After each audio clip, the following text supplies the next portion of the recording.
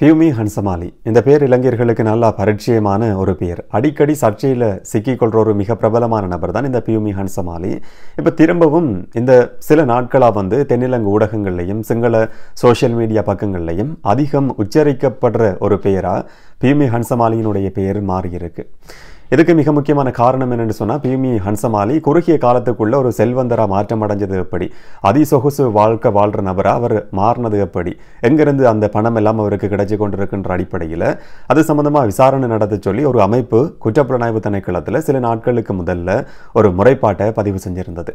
அந்த முறைப்பாட்டுக்கு அமைய இப்போ சிஐடி பியூமி ஹன்சமாலியினுடைய சொத்து சம்பந்தமான விசாரணைகள் ஆரம்பிச்சிருக்கு.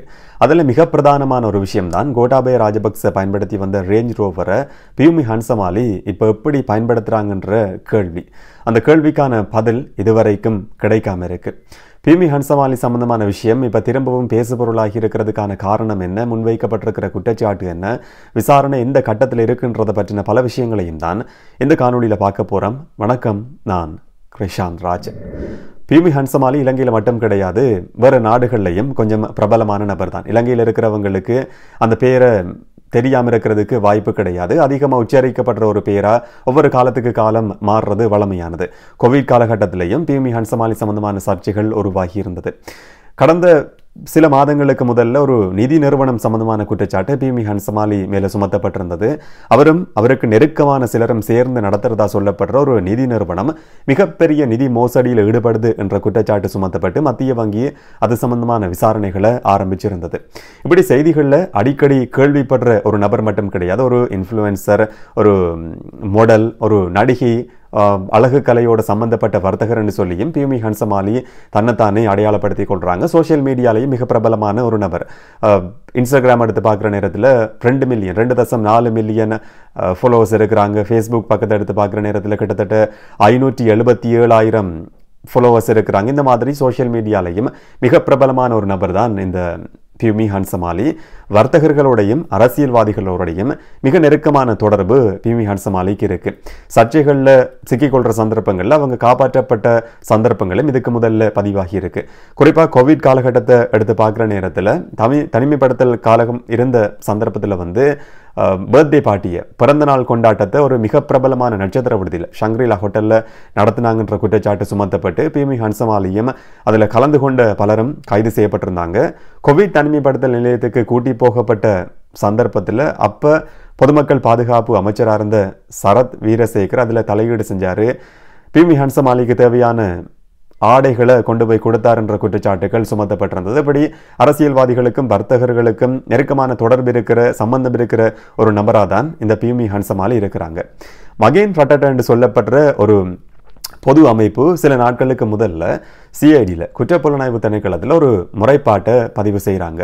பியூமி ஹன்சமாலி ஒரு பிரபலமான நபராக இருக்க முடியும், ஆனால் குறுகிய காலத்துக்குள்ள செல்வந்தராக மாற்றம் அடைஞ்சது எப்படி, கொழும்புல அதிசொகுசு வாழ்க்கை வாழ்கிற ஒரு நபராக பியூமி ஹன்சமாலி என்ற நபர் மாற்றம் அடைஞ்சது எப்படி என்ற கேள்வி அந்த மகேன் ஃபட்டட் அமைப்பினுடைய தலைவர் சஞ்சய் மகவத்த என்ற நபரால் முன்வைக்கப்பட்டிருந்தது. அதுலேயும் குறிப்பாக அவர் சொல்கிற குற்றச்சாட்டு என்னன்னு சொன்னால், இது ஒரு தேர்தல் காலகட்டம். இந்த காலகட்டத்தை பொறுத்த வரைக்கும் அரசியல்வாதிகள் தங்கள்கிட்ட இருக்கிற கருப்பு பணத்தை வெள்ளையாக்குறதுக்கான தீவிரமான முயற்சிகளில் ஈடுபட முடியும். அப்படி கருப்பு பணத்தை வெள்ளையாக்குறதுக்காக இந்த பிரபலமான நபராக இருக்கிற பியூமி ஹன்சமாலியை அரசியல்வாதிகள் பயன்படுத்துகிறாங்களான்ற சந்தேகம் எனக்கு ஏற்படுது என்ற குற்றச்சாட்டு அவர் முன் வச்சிருந்தார். அவர் சுமத்துற மிக பிரதானமான குற்றச்சாட்டு என்னன்னு சொன்னால், கோட்டாபய ராஜபக்ச பயன்படுத்தின ரேஞ்ச் ரோவர் 800 லட்சம் ரூபாய், 8 கோடி ரூபாய் பெறுமதியான ரேஞ்ச் ரோவரை எப்படி பியூமி ஹன்சமாலி இப்போ பயன்படுத்துகிறாங்கன்ற குற்றச்சாட்டு முன்வைக்கப்பட்டிருந்தது.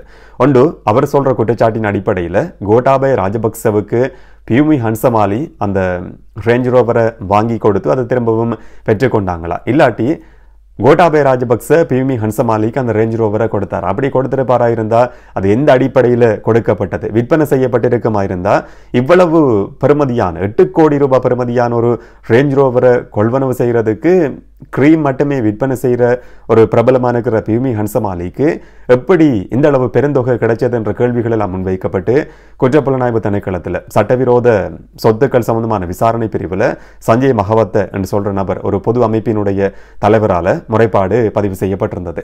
இதுக்கு பிறகு சில நாட்களுக்கு முதல்ல இந்த முறைப்பாட்டுக்கு அமைய குற்றப்புலனாய்வு திணைக்களத்தினுடைய ஒரு பிரிவு பொது சொத்துக்கள் சம்பந்தமான பிரிவு, அதாவது சட்டவிரோத சொத்துக்கள் சம்பந்தமான விசாரணை பிரிவு, நிதி தூய்தாக்கல் சட்டத்துக்கு அமைய அந்த பிரிவுக்கு அமைய இது சம்பந்தமான விசாரணைகளை ஆரம்பிச்சிருந்தது. விசாரணைகளை முன்னெடுக்கிறதுக்காக மாளிகாகந்த நீதிமன்றத்தில் குற்றப்புலனாய்வு திணைக்களம் முதற்கட்டமாக ஒரு அறிக்கையை சமர்ப்பித்து வங்கி கணக்குகளை ஆராய வேண்டியிருக்கின்ற கோரிக்கையை முன் வச்சிருந்தது. இதில் 3 விஷயங்கள் சம்பந்தமாக அதில் விசாரிக்கப்படுறதா சொல்லப்படுது. என்னென்னு சொன்னால், முதலாவது சஞ்சய மகவத்தை முன் வச்சிருக்கிற குற்றச்சாட்டு 800 லட்சம் ரூபாய் 8 கோடி ரூபாய் பெறுமதியான கார சொகுசு வாகனத்தை கொள்வனவு செய்கிறதுக்கு பியூமி ஹன்சமாலிக்கு எங்கிருந்து பணம் கிடைச்சது என்ற கேள்விக்கான பதிலை கண்டுபிடிக்கிறதுக்காக சிஐடி இப்போ விசாரணையை ஆரம்பிச்சிருக்கு. 2வது விஷயம், கொழும்பு 7 வோட் பிளேஸில் இருக்கிற ஒரு சொகுசு தொடர்மாடி குடியிருப்பில் 20வது மாடியில் ஒரு வீட்டை 140 மில்லியன் ரூபாய் பெறுமதியான வீட்டை கொள்வனவு செஞ்சிருக்கிறாங்க. 2 சந்தர்ப்பங்களில் 140 மில்லியன் ரூபாய் செலுத்தப்பட்டிருக்கின்ற குற்றச்சாட்டு சுமத்தப்பட்டிருந்தது. ஒரு வீடா 2 வீடான்றது தெரியாது. 20வது மாடியில் ஒரு வீடு இருந்ததா சொல்லப்பட்டிருந்தது. அதுக்கு பிறகு 23வது மாடியில் இன்னும் ஒரு வீடு இருந்ததா சொல்லப்பட்டிருந்தது. இப்படி 2 சந்தர்ப்பங்களில் 140 மில்லியன் ரூபாவை செலுத்தி வோட் பிளேஸில் கொழும்பு 7ல் ஒரு வீட்டை பியூமி ஹன்சமாலி கொள்வனவு செஞ்சிருக்கிறதா குற்றம் சாட்டப்பட்டு அது சம்பந்தமாகவும் சிஐடி விசாரணைகளை ஆரம்பிச்சிருந்தது. அடுத்தது, ஒரு கிரீம் விற்பனை செய்கிற வர்த்தகராகவும் இன்ஃப்ளூயன்சராகவும் தன்னை காட்டிக்கொள்கிற பியூமி ஹன்சமாலிக்கு இலங்கையில் இருக்கிற 8 வங்கிகளில் 19 வங்கி கணக்குகள் இருக்குது. இதுக்கு கோடிக்கணக்கான பணம் வந்திருக்கு, வெளியேறி இருக்கு. இது சம்பந்தமான விசாரணைகளையும் சிஐடி ஆரம்பிச்சிருக்கு. இப்போ வங்கி கணக்குகள் சம்பந்தமாக ஆராய்றதுக்காக சிஐடி மாளிகாகந்த நீதிமன்றத்தில் அனுமதி கேட்டிருந்தது. சமர்ப்பிக்கப்பட்ட விஷயங்கள் எல்லாம் ஆராய்ஞ்சதுக்கு பிறகு நீதவானால் அதுக்கான அனுமதி கொடுக்கப்பட்டிருக்கு. யார் பணம் அனுப்புனது, யாருக்கு இந்த வங்கி கணக்கில் இருந்து பணம் அனுப்பப்பட்டிருக்குன்றது சம்பந்தமான விஷயங்கள் எல்லாம் இந்த நாட்களில் ஆராயப்பட்டு வருது. இந்த சொத்துக்களை எல்லாம் கொள்வனவு செய்யும் போது அது சம்பந்தமான ஆவணங்களில் பியூமி ஹன்சமாலி குறிப்பிட்டிருக்கிற ஒரு மிக முக்கியமான விஷயம்தான், என்னுடைய பிரதானமான வருமான மார்க்கம் கிரீம் விற்பனை, கிரீம் சம்பந்தமான வர்த்தகம் என்றது. லோலியா ஸ்கின் கேர் என்று சொல்லப்படுற ஒரு நிறுவனம் இருக்குது. அந்த நிறுவனம் மூலமாக தான் நான் பணம் சம்பாதிக்கிறேன், அதுதான் என்னுடைய பிரதானமான வருமான மார்க்கம்னு சொல்லி சொத்துக்களை, அந்த வாகனத்தையாக இருக்கலாம், இல்லாட்டி சொகுசு வீடாக இருக்கலாம், இதெல்லாத்தையுமே கொள்வனவு செய்யும் போது அதுதான் பிரதானமான வருமான மார்க்கமாக பியூமி ஹன்சமாலி அந்த ஆவணங்களில் குறிப்பிட்டிருக்கிறார். ஆனால் இந்த வெள்ளையாக்குற கிரீம் சம்பந்தமாக இதுக்கு முதல்லையும் நான் ஒரு வீடியோ போட்டிருக்கிறேன். கடந்த காலங்களில் மிகப்பெரிய ஒரு சர்ச்சை இலங்கையில் உருவாகி இருந்தது. இதுக்கு உரிய அனுமதி இருக்கா, இறக்குமதி செய்யப்படுதா, இலங்கையில் தயாரிக்கப்படுதா, உரிய தரத்துக்கு அமைய அது இருக்கா, அங்கீகரிக்கப்பட்ட நிறுவனங்கள்ட்ட இருந்து தான் இறக்குமதி செய்யப்படுதான்ற நிறைய கேள்விகள் எல்லாம் இருக்கு. ஆனால் ஒரு கிரீம் விற்பனை செய்கிற வர்த்தகம் மூலமாக இந்த அளவு பெருந்தொகையை சம்பாதிக்க முடியுமா என்றது ஒரு மிகப்பெரிய கேள்வி. விசாரணைக்கு பிறகுதான் அதுக்கான பதில் தெரிய வரும். எப்படியா இருந்தாலும் குற்றப்புலனாய்வு திணைக்களம் பியூமி ஹன்சமாலிக்கு நேற்று வாக்குமூலம் பதிவு செய்யறதுக்காக சிஐடியில் ஆஜராக சொல்லி அழைப்பு விடுக்கப்பட்டிருந்ததா தகவல்கள் வெளியாகி இருந்தது. ஆனால் பியூமி ஹன்சமாலி நேற்று சிஐடிக்கு போகலை. வங்கி கணக்குகள் சம்பந்தமான அறிக்கைகளோட வர சொல்லி சொல்லப்பட்டிருக்கு. அதை பெற்றுக்கொள்றதுக்கு சில நாட்கள் தேவைப்படுது. அந்த கால அவகாசத்தை பியூமி ஹன்சமாலி கோரியிருக்கிறான்ற மாதிரியான தகவல்களும் வெளியாகி இருக்கு. எப்படியா இருந்தாலும் எதிர்வரும் சில நாட்களுக்குள்ள பியூமி ஹன்சமாலி குற்றப்புலனாய்வு திணைக்களத்தில் ஆஜராக வேண்டிய சூழல் கட்டாயம் உருவாகலாம். வாக்குமூலம் பதிவு செய்யப்படும். சில நேரங்களில் கைது செய்யப்படுறதுக்கான வாய்ப்பு கூட ஏற்பட முடியும். எப்படியா இருந்தாலும் பியூமி ஹன்சமாலி தன் மேலே சுமத்தப்பட்டிருக்கிற குற்றச்சாட்டு சம்பந்தமாக இதுவரைக்கும் ஊடகங்களுக்கு எந்த ஒரு பதிலையும் சொல்லலை. தன்னுடைய சட்டத்தரணிகள் சொல்லியிருக்கிற ஆலோசனையின்படி இது சம்பந்தமாக பொது வழியிலே இப்போதைக்கு தன்னால் கதைக்க முடியாது என்ற விஷயத்தை தான் சில ஊடகங்கள் பியூமி ஹன்சமாலி அணுகி கேள்வி கேட்ட சந்தர்ப்பங்களில் அவங்க சொல்லியிருக்கிறதா சொல்லப்படுது. எப்படியா இருந்தாலும் இந்த குற்றச்சாட்டுகள் சுமத்தப்பட்டதுக்கு பிறகு தன்னுடைய சோஷியல் மீடியா பக்கங்களில் ஒரு பதிவை பியூமி ஹன்சமாலி போட்டிருக்கிறதாவும் தகவல்கள் வெளியாகி இருந்தது. சில புகைப்படங்களும் கூட வெளியாகி இருந்தது. நான் எவ்வளவோ கஷ்டப்பட்டு முன்னுக்கு வந்திருக்கிறேன், என்னுடைய பிரதானமான வருமானம்ன்றது கிரீம் விற்பனை மட்டும்தான், நான் கஷ்டப்பட்டு படித்து இந்த துறையை படிச்சிருக்கிறேன், அழகு கலை துறை சம்பந்தமாக நான் படிச்சிருக்கிறேன், எனக்கு இங்கிலீஷ் பெருசாக தெரியாட்டியும் கூட கஷ்டப்பட்டு நான் படித்து முன்னுக்கு வந்திருக்கிறேன். இப்போ என்னுடைய வர்த்தகம் வெற்றி அடைஞ்சதுக்கு பிறகு உலகத்தினுடைய பல நாடுகள்லையும் என்னுடைய பிராண்டை நான் விற்பனை செஞ்சு கொண்டிருக்கிறேன். என்னுடைய வர்த்தகம் வளர்ச்சி அடைஞ்சு கொண்டிருக்கு. இதை பொறுக்க முடியாத சிலர் தான் எப்படியான போலியான குற்றச்சாட்டுகளை சுமத்தி கொண்டிருக்கிறாங்க.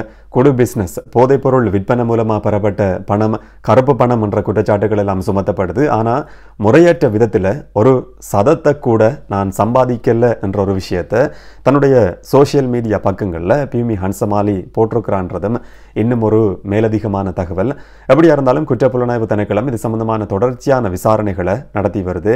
விசாரணைகள் முடிஞ்சதுக்கு பிறகுதான் எது உண்மை எது பொய் என்றது தெரிய வரும். என்ன நடக்குதுன்றதை பொறுத்திருந்து பார்க்கலாம். இன்னும் ஒரு காணொலியில் இன்னும் ஒரு தகவலோடு சந்திக்கலாம். இதை பற்றி நீங்கள் என்ன நினைக்கிறீங்கன்றதை கமெண்டில் பதிவு செய்யுங்க. வணக்கம்.